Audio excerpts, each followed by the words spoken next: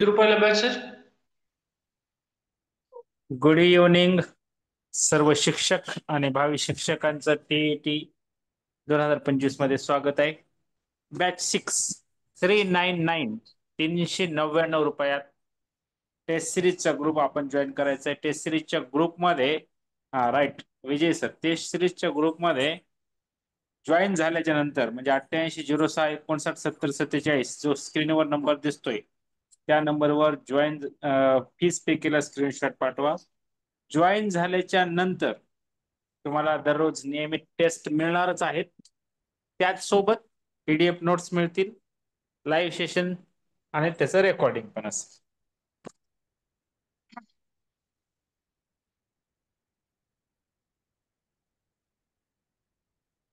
Okay विजय हा sir. करायचं चालू.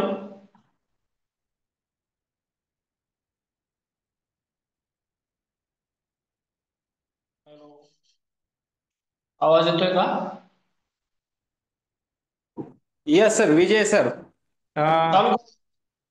हा बॅच 6 ची जी ऑफर आहे ती फक्त शनिवार आणि रविवार असे 2 दिवस असणार आहे. ही 399 ची आणि बॅच 6 मध्ये त्यांनाच प्रवेश भेटणार आहे जे उद्या शनिवारी आणि रविवारी 2 दिवसात ऍडमिशन घेतील त्यांना. परवाच्या तीनशे दिवशीचे प्रवेश हा शनिवार 399 आणि शनिवार आणि रविवार, शनिवार रविवार 2च दिवस. ओके. हा हा.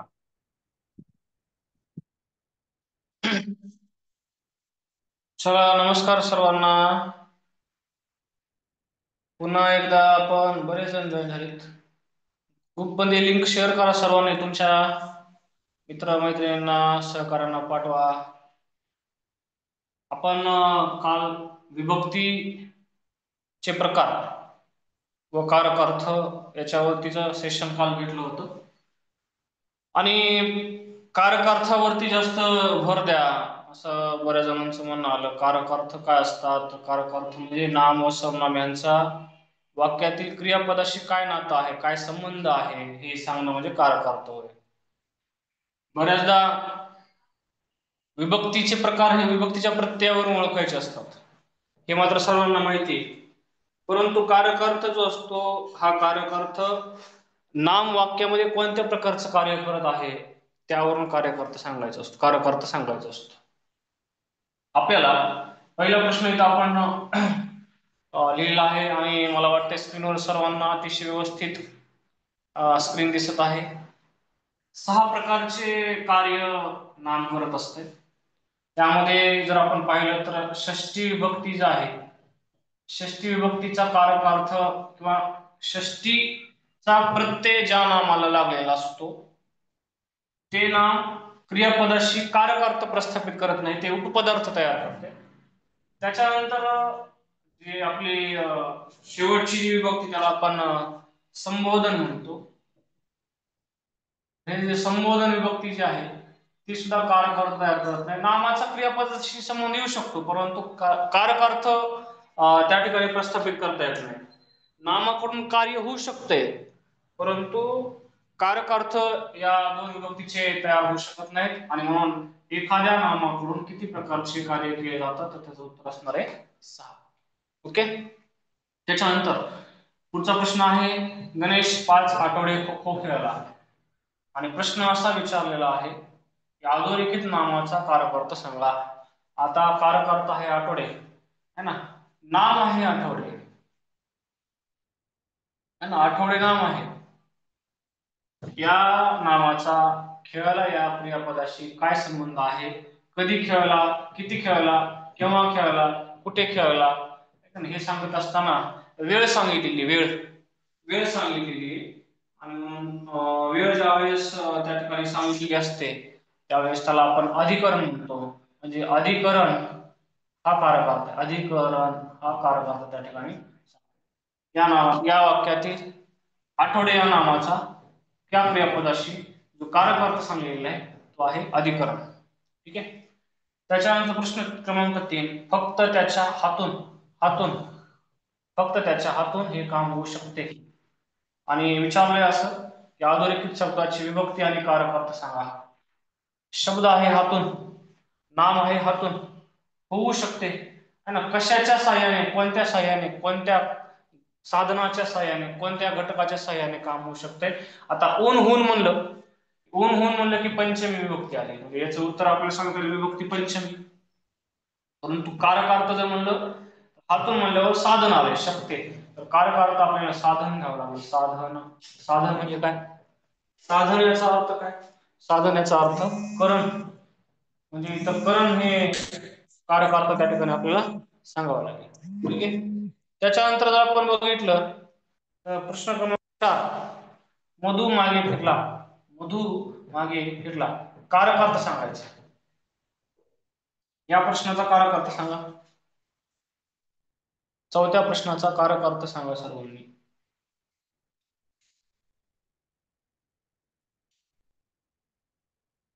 संख्या वाढली भरपूर. हा, कारक अर्थ सांगा.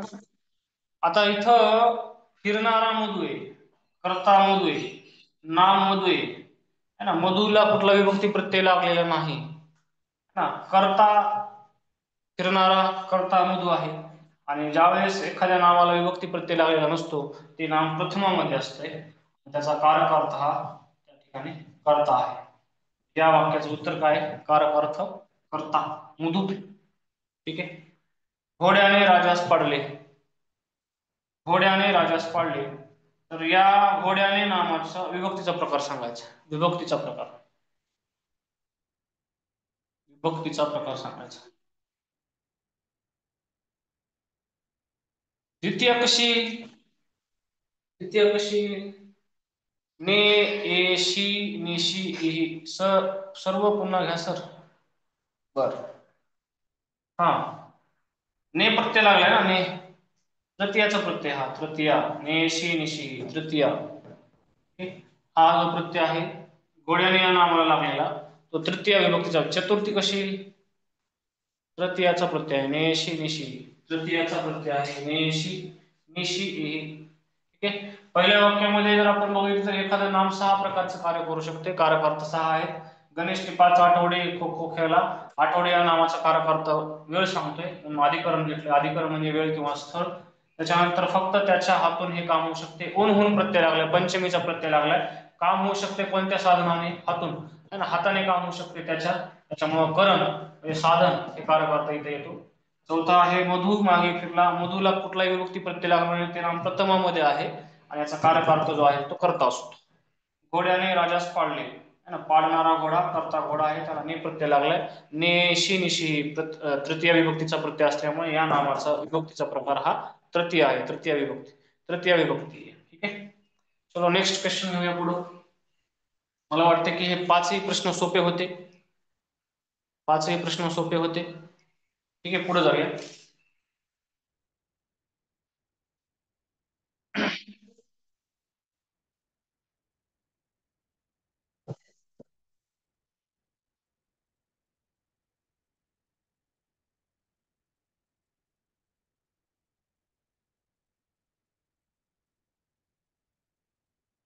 चला घ्या एक वाक्य.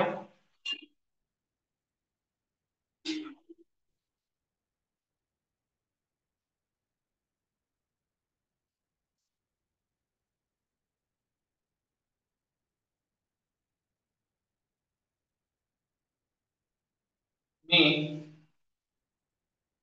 नदीच्या काठाने गेलो. काठाने, कारक अर्थ सांगायचा. काठाने,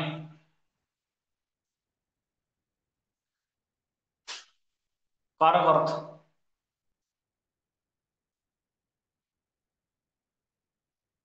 काठाने करण कसं येईल?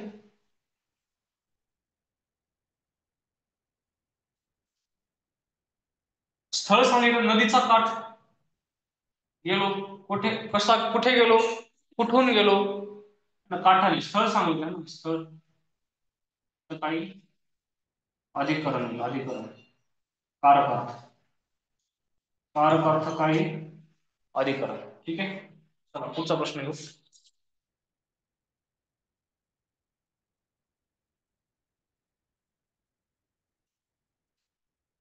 देवाचा देवाचा correct. देवाने दोन देवा तीन देवा अच्छा चार पर्याय दिलेत या चार पर्यायापैकी षष्टी विभक्तीचा प्रत्यय लावलेला पर्याय कोणता षष्टी विभक्ती षष्टी विभक्ती पर्याय षष्टी विभक्तीचा पर्याय खूप सारा प्रश्न आहे हा प्रश्न मेन्सला विचारलाय एमपीएससी मेन्सला विचारला प्रश्न पीएसआय मेन्सला विचारला प्रश्न पीएसआय मेन्सला विचारलेला प्रश्न आहे हा षष्टी विभक्तीचे प्रत्यय सांगा कमेंट करा षष्टी विभक्तीचे प्रत्यय काय आहे चाची चेचा चाची चेचा झाजी झेजा ठीक आहे पर्याय क्रमांक 1 हे आपलं उत्तर आहे चलो नेक्स्ट घेऊया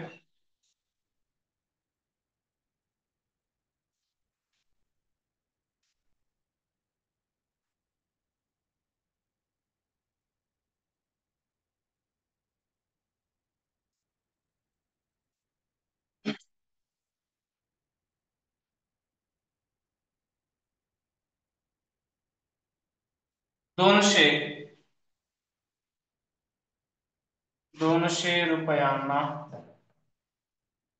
पुस्तक आहे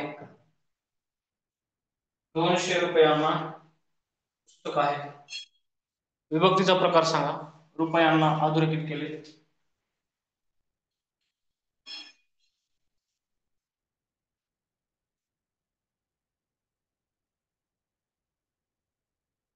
ना निशी निशी तृतीयाच असते तृप्ती मॅडम तृतीय कसं येईल इथं तृतीय कसं येईल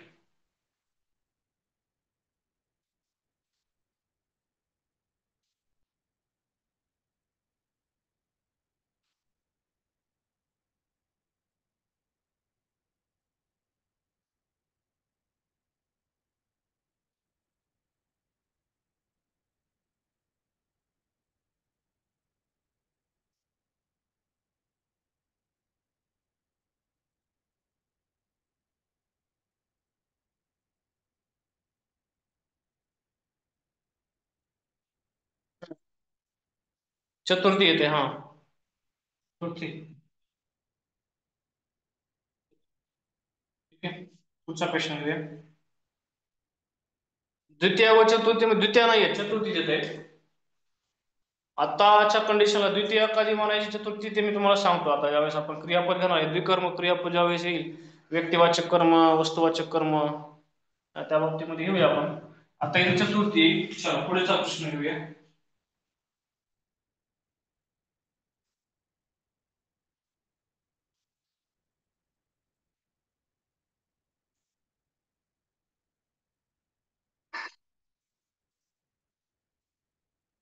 बघा प्रश्न थोडासा वेगळा आहे टाईप थोडासा वेगळा आहे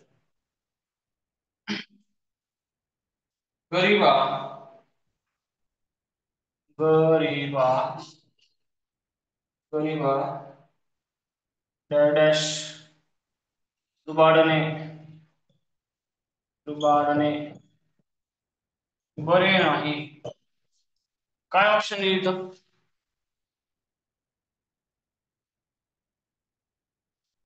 ने ला छे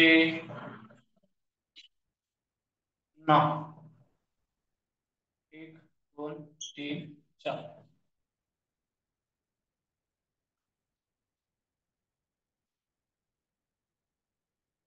सोपा आहे ना गरीबाला गरीबाला एकदम सोपा छे गरीबाचे लुबाडणे बरे नाही बर ऍक्युरेट इथं विभक्ती चे गरीबाचे नाही ऍक्युरेट आपल्याला ला घ्यावा लागेल ठीक आहे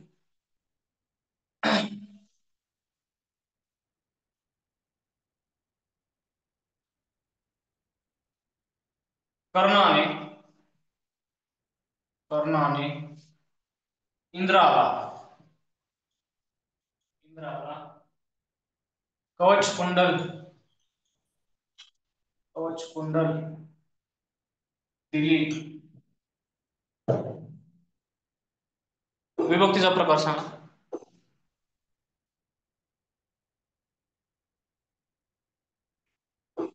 कर्णाने या नावाला अधोरेखित केलंय. काही जण चतुर्थी करायला लागले, द्वितीय करायला.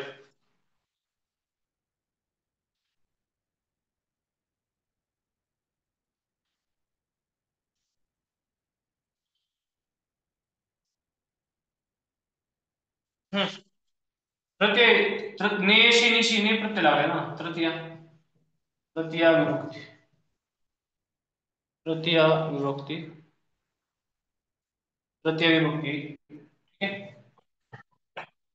थोडंच चांगलं वाक्य बघा परीक्षेला.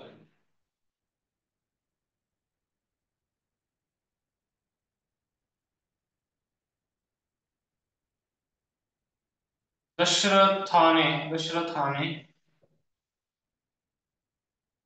कैकेयीला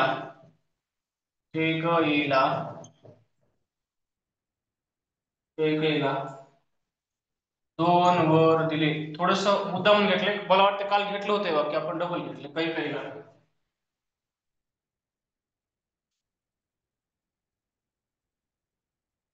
याच्यामध्ये कारक अर्थ काय आहे आणि विभक्तीचा प्रकार.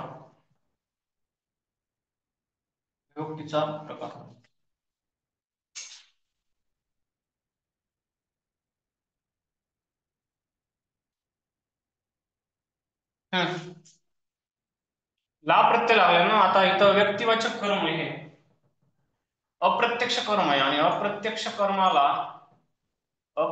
कर्माला जर सलाते लागला तर तो चतुर्थी असतो. चतुर्थी विभक्तीचा प्रकार. चतुर्थी विभक्ती. आणि म्हणून विभक्तीचा प्रकार चतुर्थी. कारक अर्थ काय? चतुर्थी संदीप गीतेने कोणतरी कमेंट केली बाबा. कैकेयीला दिले म्हणाले. दिले या नामाचा या क्रियापदाशी काय संबंध आहे? आता इथं जर आपण बघितलं तर इथं कारक अर्थ काय ते बघूया आपण. आता या वाक्यामध्ये जर आपण बघितलं तर देण्याचं काम केलं, दिले, दान, संप्रदान, दिल्याचं काम केलं. म्हणून इथं संप्रदान हे कारक अर्थ येईल. संप्रदान. बऱ्याच जणांनी संप्रदान कमेंट केलं होतं. पुढचं वाक्य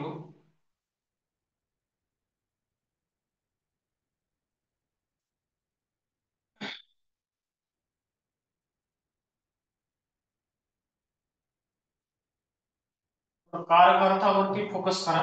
विभक्तीचे प्रत्यय किंवा चार्ट पाठ केले की सोपं आहे. तो विभक्तीचे प्रकार लक्षात येऊन जातील. एक वाक्य घ्या. मी रस्त्याच्या कडेने गेलो. वाक्याचा कर्ता कोण आहे? जाणारा. गेलो या क्रियापदाचा मूळ धातू जाणारा मी. वाक्याचा कर्ता आहे मी. रस्त्याच्या कडेने गेलो. कडेने शब्दाला अंडरलाईन करायचे. याचा कारक अर्थ सांगायचा. कारक अर्थ. कुठून गेलो?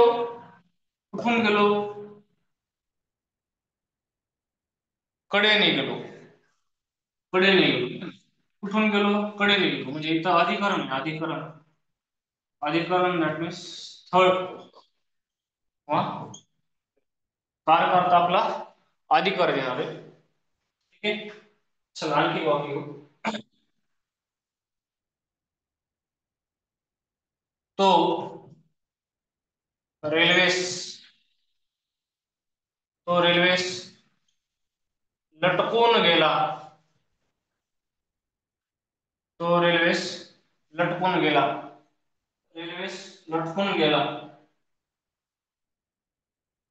रेल्वेला अंडरलाईन करा. कारक अर्थ सांगा. कारक अर्थ गेला. रेल्वे तृतीयाचं काहीतरी तृतीय कमेंट केली कोणी. तृतीयाचं काय संबंध? मी कारक अर्थ विचारतो.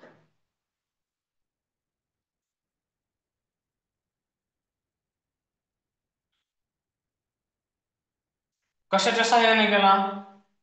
रेल्वेने गेला. म्हणजे इथं करण आहे. करण म्हणजे साधन. करण म्हणजेच साधन. कारकार्थ इथं करण आहे. करण. करण. करण. ठीक आहे.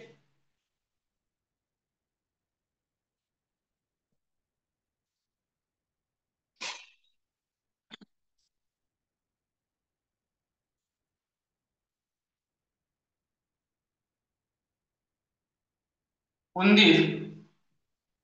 उंदीर बिळातून बाहेर गेला. बिळातून कारकार्थ सांगायचा. कारकार्थ. कारकार्थ. कारकार्थ.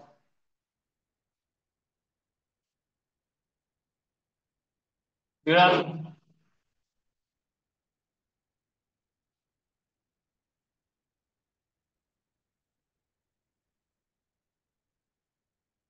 अधिकरण. अधिकरण कमी केली कोणती? बरं.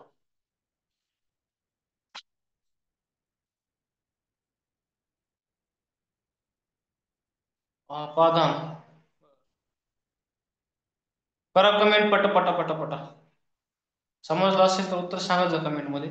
मराठीच्या लेक्चरला, मराठीच्या सेशनला तुम्हाला पूर्णपणे कमेंट करता येईल, काहीचा विषय नाहीये. कारण मला पण कळलं पाहिजे तुम्हाला समजते का कन्सेप्ट. पंचमीचा काय संबंध आहे? आपण प्रश्न काय विचारलाय? कारक अर्थ विचार. ठीक आहे. काय काय विभक्तीचा प्रकार असेल, काय कारक अर्थ पाहिजे आपल्याला. बाहेर गेला. कुठून गेला? बिळातून गेला. बिळातून गेला. कुठे गेला म्हणायला का? कुठून गेला? बिळातून बाहेर गेला.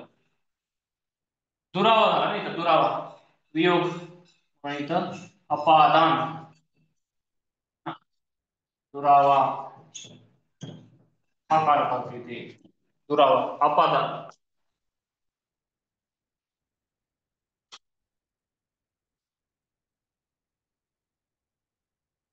अगदी सोपा प्रश्न मिळाला. तृतीय विभक्तीचा कारक अर्थ काय आहे? तृतीय विभक्तीचा कारक अर्थ काय आहे? तृतीयाचा कारक अर्थ. तृतीय कारक अर्थ. कर्ता, कर्म, करण है ना. तृतीयाचा कारक अर्थ हा प्रश्न आलेला आहे परीक्षेमध्ये. तृतीयाचा कारक अर्थ विचारला गेलेला आहे एकदा परीक्षेत. तर तो तृतीयाचा कारक अर्थ जो आहे तो आहे करण है ना. प्रथमाचा कारक अर्थ आहे कर्ता. द्वितीयाचा कारक कर्ता आहे कर्म.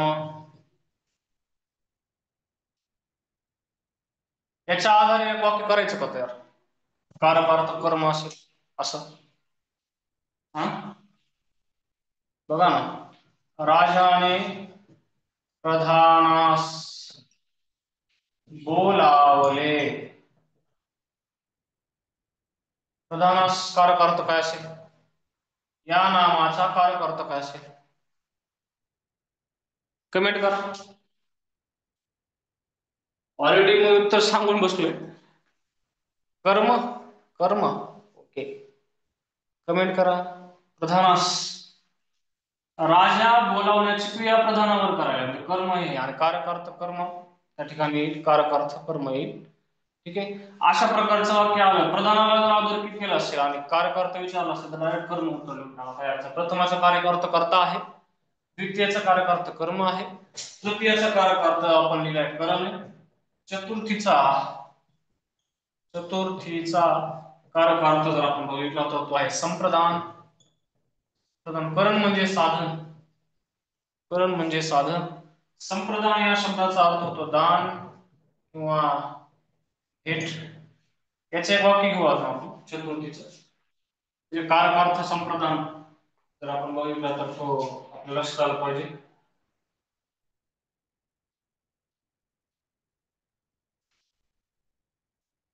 संप्रदानचे वाक्य आपण घेऊया. संप्रदानच्या वाक्यामध्ये आता जे दान किंवा भेट आहे मी आता शिकवलं होतं एक वाक्य मला. संप्रदानचे एक वाक्य कमेंट करू शकता तुम्ही, तुम्हाला जर कोणाला सुचलं तर. प्रधान त्याच्यामध्ये कारक असायला पाहिजे.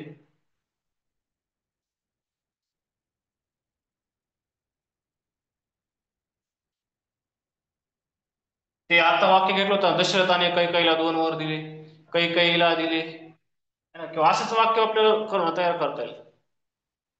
रामाने वनवासात भेट दिली. बर,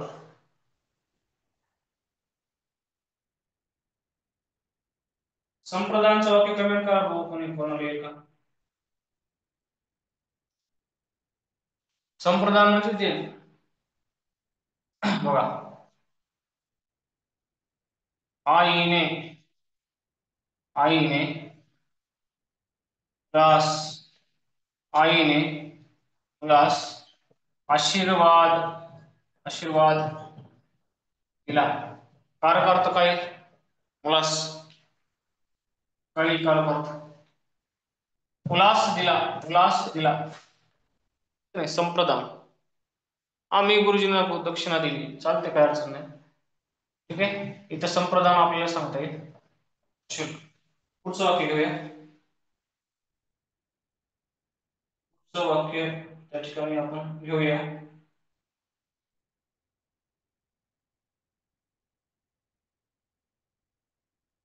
काल एक आपण वाक्य घेतलं होतं, ससा हातचा निसटला. ससा हातचा निसटला, डबल घेऊ थोडस. ससा हातचा किंवा हातून हातचा निसटला. हातचा, ससा हातचा निसटला. इथं निसटून गेलाय, ठीक आहे, निसटून गेलाय. दुरावा तयार झाला, म्हणजे इथं अपादान आहे, कारक अर्थ अपादान. बरेचसे उदाहरण आपण आता घेतलेले. कारक अर्थ असतील किंवा त्या ठिकाणी विभक्तीचे प्रकार असतील, दोन्ही प्रकारचे वाक्य आपण काल पण घेतले होते, आज पण घेतले. थोडस आपण पुढे जाऊया. पुढचा टॉपिक घ्यायचा का? घ्यायचं अजून उदाहरण. सर्वनाम चालू करायचं का? ओके, ठीक आहे. मला वाटतं भरपूर प्रॅक्टिस झाली. कारक अर्थाचा सर्वांना पाठ झाले, काही नाही, तो चार्ट पाठ करा. थोडं सामान्य रूपच्या वरती काही महत्वाचे पॉईंट जे आहेत ते तुम्हाला लक्षात ठेवावे लागते. सामान्य रूप हा एक कंटेंट आहे, तो आपण शिकलाय त्या दिवशी. सामान्य रूपवर थोडस आपण प्रश्न घेऊया, आणि तो झाला की मग सर्वनामाकडे जाऊया आपण. ठीक आहे, सामान्य रूप काय असते बघा. सामान्य रूप हा पॉइंट सुद्धा आपल्याला महत्वाचा आहे. याच्यावरती एक प्रश्न आपल्याला नेहमी विचारला जातो बघा. नामाला किंवा सर्वनामाला विभक्तीचा प्रत्यय लावतो. विभक्तीचा प्रत्यय लावतो. विभक्तीचा प्रत्यय कोणाला लागतो ते कन्फर्म आपल्याला माहिती असतं पाहिजे, नाम आणि सर्वनाम. ठीक आहे, आता बघा, त्याला इथं कोणत्या नामाला किंवा सर्वनामाला विभक्ती प्रत्यय लागलाय सांगा बरं. आता ला प्रत्यय लागलाय, सर्वनाम आहे तो या सर्वनामाला ला हा विभक्ती प्रत्यय लागताना तोच रूपांतर त्या झाले, तोच रूपांतर त्याला म्हणजे तो या सर्वनामाचं सामान्य रूप. आता विभक्ती प्रत्यय बाजूला का, याचं सामान्य रूप त्या झालं. ठीक आहे, याचं सामान्य रूप त्या झालं. म्हणजे विभक्तीचा प्रत्यय जो असतो तो एक तर नामाला लागतो किंवा सर्वनामाला लागतो. आत्ताच्या उदाहरणामध्ये मी सर्वनामाला विभक्ती प्रत्यय लावलाय, पण त्या तो या सर्वनामाला ला विभक्ती प्रत्यय लागण्याच्या पूर्वी तोच रूपांतर त्यामध्ये झालं, आणि या त्याला आता आपल्याला विभक्ती प्रत्यय लावायचा. त्याला कळलं का? ते सर्वनामाला विभक्ती प्रत्यय लागलाय ला, आणि तोच सामावून झालं त्या. आता बघा, हा आहे, हा सर्वनाम आहे, याचं सामान्य रूप काय आहे? हा या सर्वनामाचं सामान्य रूप काय होईल सांगा, कमेंट करा. Very good. ह्या है ना, ह्याने, ह्याला, ह्यातून, ह्याचा है ना सगळ्याची विभक्ती प्रत्येकट करा. प्रत्येक वेळेस हाच काय होईल ह्या म्हणजे हा या सर्वनामाचं सामान्य रूप काय झालं. ठीक आहे, कळाली का कन्सेप्ट? आय होप की सर्वनामाचं सामान्य रूप कसं होतंय ते कळालं असेल एका उदाहरणावर. ठीक आहे, आता ह्याच्यामध्ये कसं आहे, नामाला किंवा सर्वनामाला विभक्तीचा प्रत्यय लागतो आणि हा प्रत्यय लागण्याच्या पूर्वी या दोघांच्या मूळ रूपात जो बदल झालेला असतो, या दोघांच्या मूळ रूपात जो बदल झालेला असतो त्याला सामान्य रूप म्हणायचं. आता हा सर्वनाम आहे, याला विभक्ती प्रत्यय ने, ला, तून, चा प्रत्यय लागायच्या पूर्वी हाच ह्या होते, जे याचं रूप बदलले, हाच रूप बदलले म्हणजे याचं सामान्य रूप ह्या झाला. ठीक आहे, चलो आणखीन एक घ्या. जे याचं सामान्य रूप काय होईल, जेचं सामान्य रूप काय होईल.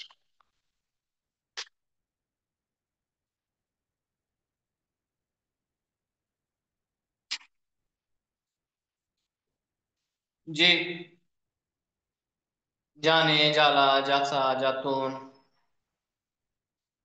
ज्यात. आता बघा, ज्यात कुठल्या विभक्तीचा प्रत्यय लागलाय, जे या सर्वनामाला. जे या सर्वनामाला कोणत्या विभक्तीचा प्रत्यय लागलाय. त, त या, त या, त या, त या सप्तमीच. आणि जेचं सामान्य रूप काय होईल, ज्या. आता तुम्हाला परीक्षेला फुल फुल हे नाम विचारलं गेले बऱ्याचदा. फुल या नामाचं सामान्य रूप काय होते, फुल. फुल या नामाचं सामान्य रूप काय होते, कुठलाही विभक्ती प्रत्यय लावा याला, कुठलाही विभक्ती प्रत्यय लावा, तो विभक्ती प्रत्यय बाजूला काढा, याला विभक्ती प्रत्यय लागण्याच्या पूर्वी ह्याच्या मूळ रूपात झालेला जो बदल असतो त्याला सामान्य रूप म्हणायचं. बघा, फुलाने विभक्ती प्रत्ययने काढला तर फक्त फुला राहते, हे सामान्य रूप झालं है ना. फुला तो,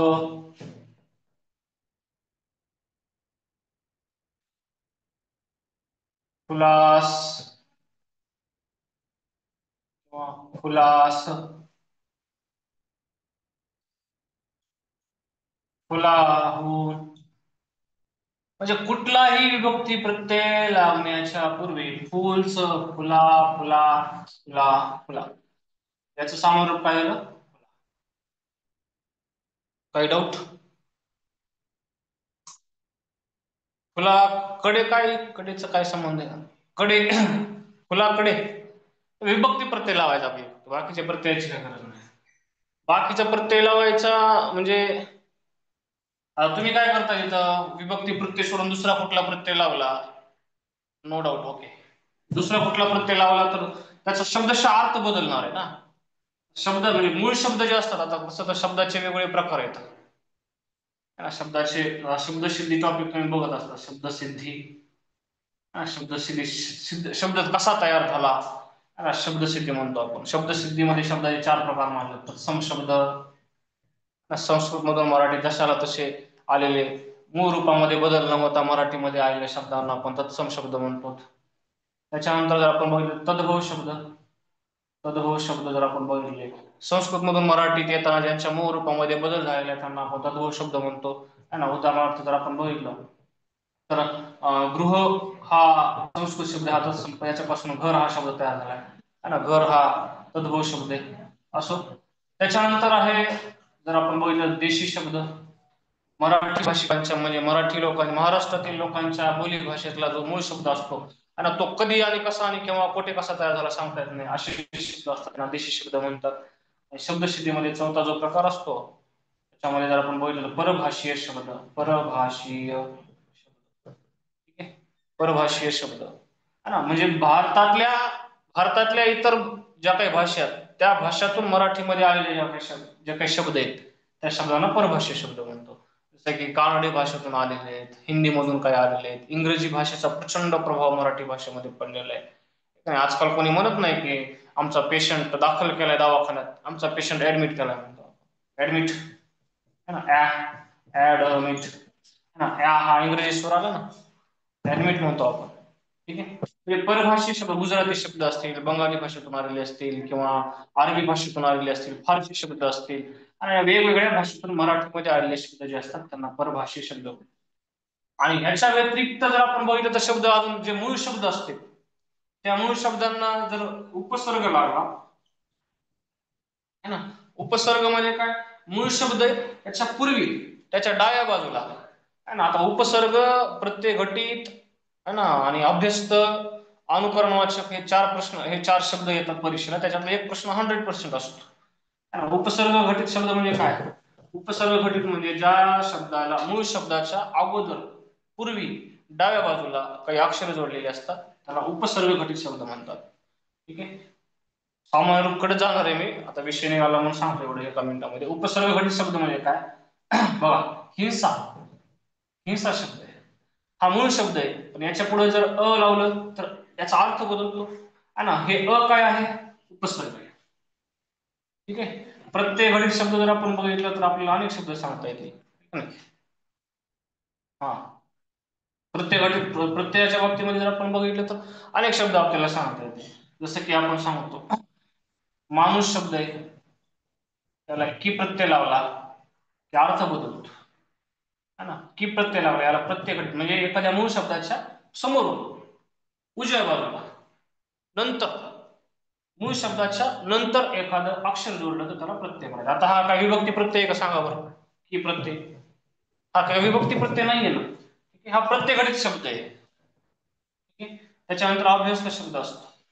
अभ्यस्त म्हणजे काही अक्षर किंवा जशाला तसा पूर्ण शब्द पुन्हा डबल येणार आहे. सळसळ पूर्ण अभ्यस्त शब्द आहे. किंवा चळवळ, ळची पुनरावृत्ती झालेली, वची नाही, ळची पुन्हा म्हणजे काही अक्षर पुन्हा आलं की अंशाभ्यस्त शब्द असतो है ना. पूर्णाभ्यस्त, अंशाभ्यस्त आणि काही ध्वनिदर्शक शब्द असतात है ना. जर आपण म्हणलं, आपण जर म्हणलं एखादा शब्द ध्वनिदर्शक शब्द आहे आणि जशाला हा टप टप नाही, खटखट, खटखट ध्वनी आहे याच्यातून, असे हे वेगवेगळे शब्द असतात. सामान्य रूपकडे येऊया.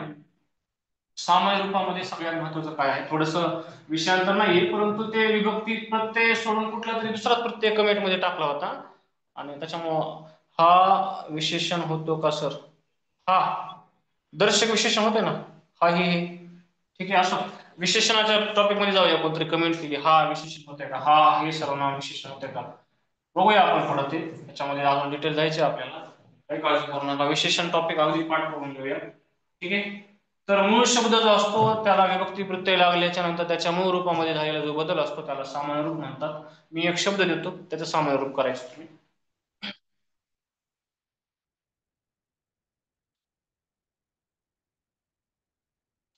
विहीर, विहीर सामान्य रूप करा.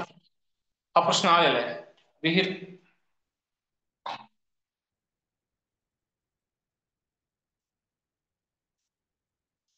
लावा ना विभक्ती प्रत्ययाला. विहिरीचा,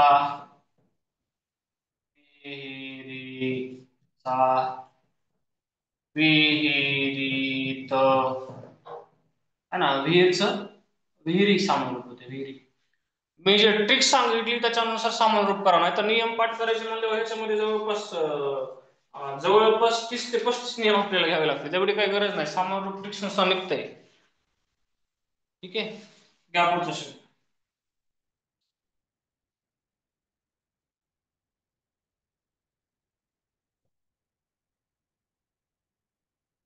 सासू, सासू,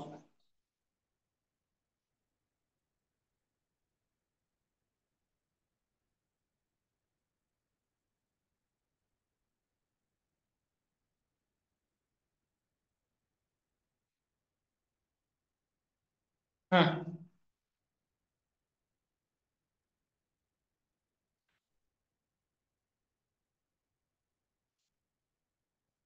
सामान्य रूप होतं काय ह्याचं?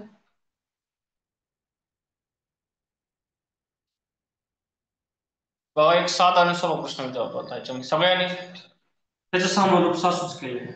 सासूला, सासूने, सासू, बरोबर आहे. हे सामान्य रूप सासूचं सासू होते, पण एक वचनात का अनेक वचनात होत नाही? बरोबर आहे माले सासू, पण हे एक वचनात होत नाही का अनेक वचनात? एक वचन अनेक वचन, नावाचे एक वचन अनेक वचन, अनेक वचनाचा सासूचं सासूच राहत नाही. कोणतरी कमेंट केली इथे एक सासू आहे. हा, कष्टे सरांनी कोणतरी कमेंट केली बाबा. आता इथे एक सासू आहे, आता अनेक सासू आहेत. हा, अनेक सासू आहेत, ह्याचं सामान्य रूप काय होते?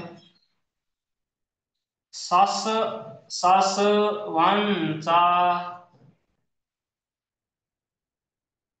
सासवांना है ना, सासवांना देखवत नाही, सासवांना है ना, सासवा आ याचा उच्चार करावा लागतोय बरं.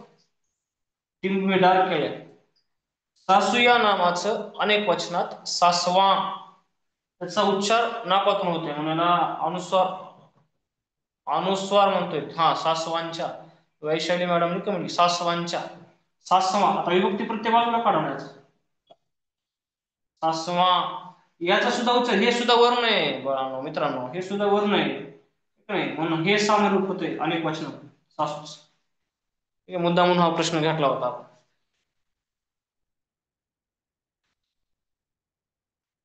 पुढचा शब्द घ्या, झाड. सामान्य रूप करायचं झाडचं.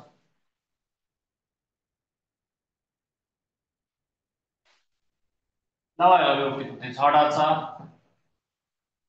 झाडाला, झाडाने, झाडातून, झाडात, झाडचं झाडा. ओके, झाडचं झाडा.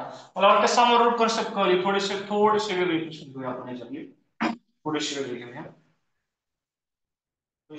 थोडेसे वेगळे घेऊया.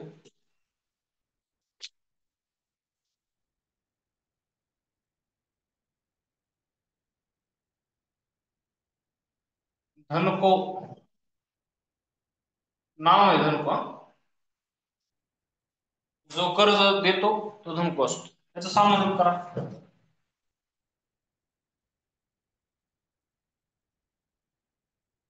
एक वचनातच करा. धनको,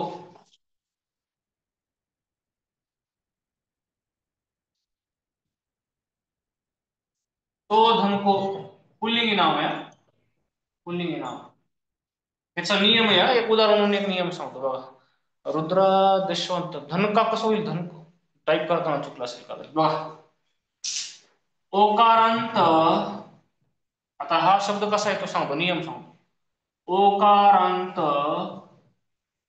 ओकारांत पुल्लिंगी नामाचे, ओकारांत पुल्लिंगी नामाचे सामान्य रूप, सामान्य रूप ओकारांतच, ओकारांतच राहते.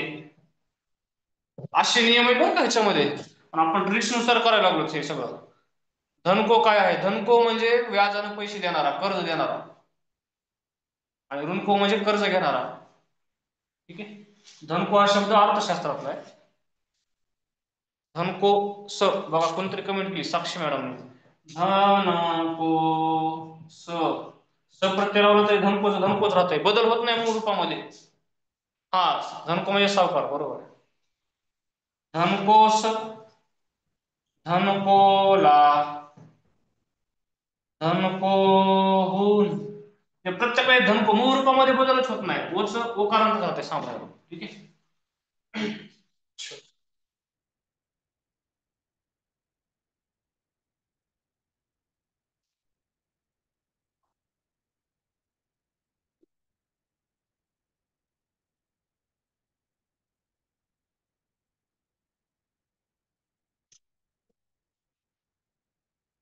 ससा या नामाचे संवाद रूप सांगा. ससा, ससा,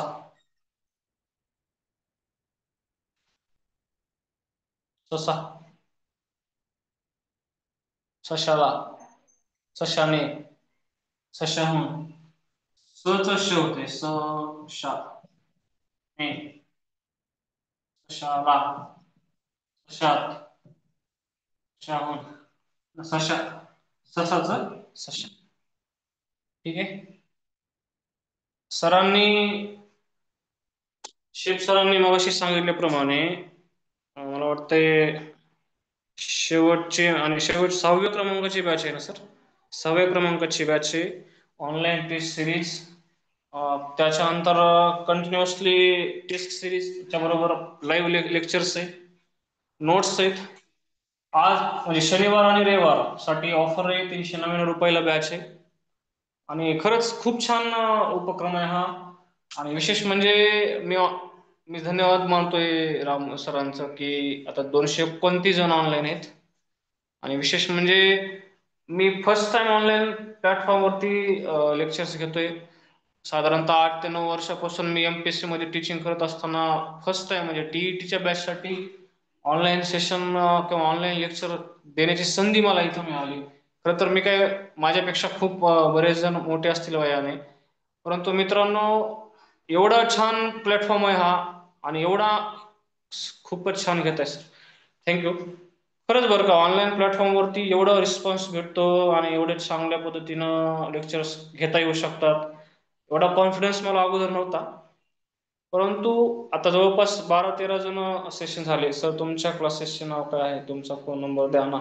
ओके, मी अंबेजोगाईमध्येच क्लासेस घेतो सर. आणि राम सर असतील ऑनलाईन? सर सर आहेत का ऑनलाईन? राम सर ग्रुपवर पण आहे माझा नंबर. माझा शौर्य स्पर्धा परीक्षा केंद्र या नावाने क्लास आहे अंबेजोगाईमध्ये. सरळ सेवा आणि क्लास कंबाईन ग्रुप बी आणि कंबाईन ग्रुप सी च्या बाबतीत सुद्धा आपण लेक्चर्स लाईव्ह सॉरी ऑफलाईन घेत असतो. असो, मला सांगायचं हे आहे की तुम्हाला आता आज मला वाटतं शेवटची तारीख होती काल फॉर्म भरायची. टीईटी सर्वांनी फॉर्म फिलअप केले असतील आणि सर्वजण शिक्षक होण्याच्या प्रक्रियेमध्ये पहिला टप्पा पास होण्यासाठी तयार असतील. मित्रांनो टीईटी पास होऊन पुढे तुम्हाला टेट द्यायची आहे. मी 2014चा टीईटीचा पेपर पास आहे. टीईटी माझी 2014लाच निघालेली आहे. म्हणजे सांगायचं काय आहे की टीईटी पास झाल्याशिवाय टेट कडे जाता येत नाही. ठीक आहे, थँक्यू नेहा मॅडम. टीईटी हा पहिला टप्पा आहे. जसं आता आपण रेग्युलरली मुदत वाढली आहे का? मी कन्फर्म पाहिलं नाही. पूजा मॅडम टीईटीचा फॉर्म भरायची मुदत वाढली का? कमेंट करा कोणीतरी. सर तुम्ही शिकवलेले छान समजते, थँक्यू.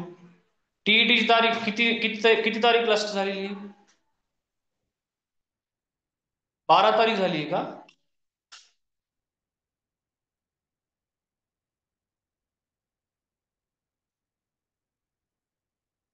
12 तारीख वगैरे टाकली, मला वाटते तारीख नाही 9 ऑक्टोबर होती. हा ठीक आहे. सर नाही आहेत का ऑनलाईन? वेळ झालाय माझा आणि अजून बहुतेक मॅडम हा हा ऑनलाईन. अजून मी तरी पाहिलं नाही. वेबसाईटवर येतं, वाढले तरी 1-2 दिवसांना वाढते, पण अजून मी हा पाहिलं नाही. म्हणजे 9 तारीखच होती आतापर्यंत तरी. तारीख 2 तासापूर्वी मी व्हिजिट केलेला आहे. पूनम मॅडम आल्यात का? पूनम मोराळे मॅडम बघायला. पूनम आलेत मॅडमला आलेत. तर मी एकदा पोस्ट केलं. हा मोराळे येस. मॅडम काय दिसत? Yes yes. मॅडम तुम्हाला पोस्ट करतो. ह्यांचं रेकॉर्डिंग घेता स्टॉप करूया आपण सरांचं.